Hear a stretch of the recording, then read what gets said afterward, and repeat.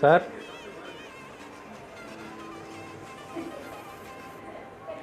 இந்தாங்க சார், இந்தாங்க வாங்கிக்கோங்க. டெலிவரி பாயெல்லாம் உள்ளே வரக்கூடாதுங்க.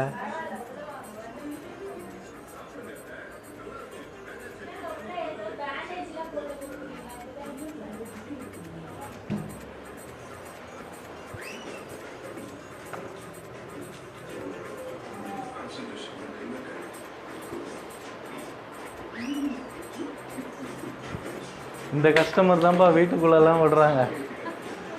இந்த கஸ்டமர் தான் எங்களெல்லாம் வீட்டுக்குள்ளெல்லாம் விடுறாங்க. மிச்சம் எல்லாமே ரோட்ல நிற்க வச்சு அனுப்பிச்சிடுவாங்க.